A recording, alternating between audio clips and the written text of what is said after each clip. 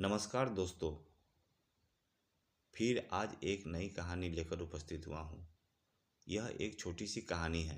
उम्मीद करता हूँ कि आप लोगों को अच्छी लगेगी। तो चलिए चलते हैं कहानी की ओर।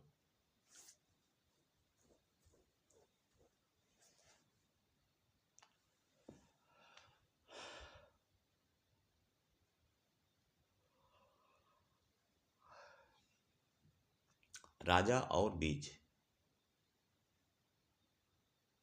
एक राजा के 3 बेटे थे। अब समय आ चुका था कि राजा अपना उत्तराधिकारी किसे चुने, क्योंकि अब राजा बूढ़ा हो चुका था। लेकिन उसे समझ नहीं आ रहा था कि वह किस बेटे को राजा बनाए।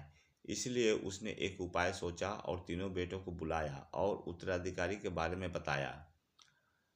राजा ने अपने तीनों बेटों को एक एक बीज दिया और कहा, इस बीज को गमले में उगाना है और ठीक 1 वर्ष बाद मैं इन्हें देखूंगा कि तुमने बीज की देखभाल कैसे की है और इसे कितना उगाया है। इसी आधार पर मैं अपना उत्तराधिकारी चुनूंगा।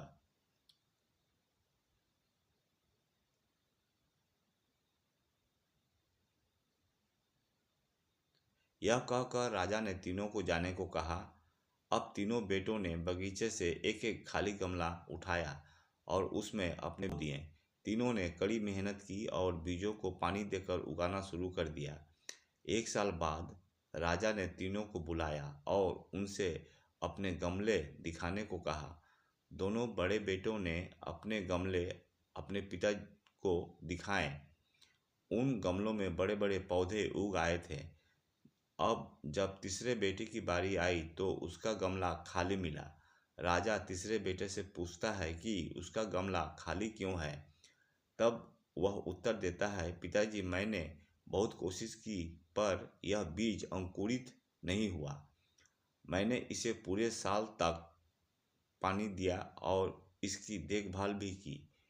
जिसके बाद राजा कहता है, मेरा उत्तराधिकारी का नाम बताने का समय आ चुका है।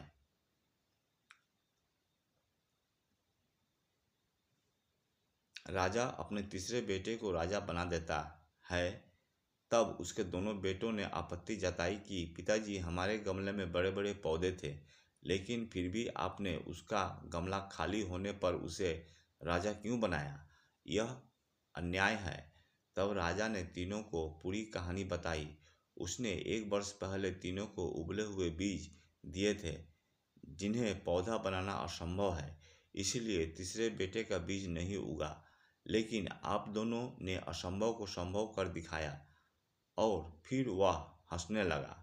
तीसरे बेटे की ईमानदारी देखकर राजा ने उसे उत्तराधिकारी बना दिया।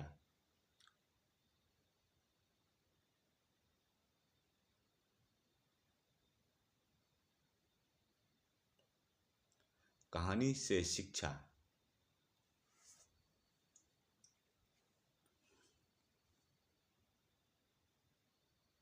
सच बोलने वाला हमेशा आगे बढ़ता है। अगर कहानी आप लोगों को अच्छी लगी हो तो कृपया लाइक, सब्सक्राइब, शेयर और कमेंट ज़रूर कीजिएगा। धन्यवाद।